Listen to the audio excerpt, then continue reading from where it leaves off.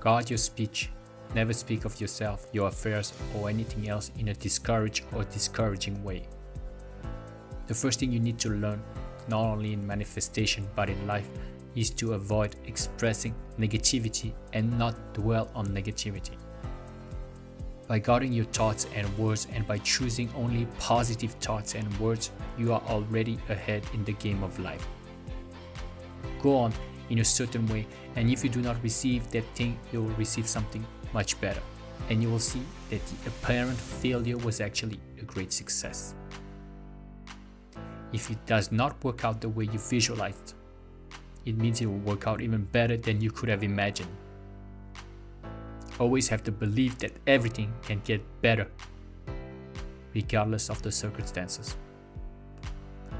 An ounce of doing things is worth a ton more than a pound of theorizing. You can learn all the techniques, watch all the videos on YouTube about the law of attraction, and hear all the success stories. But it means nothing if you don't start applying it practically and see for yourself the life you can have.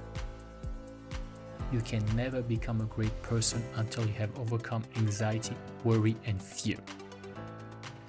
It is safe to say that once you have overcome these three foes, your life can start becoming pretty awesome.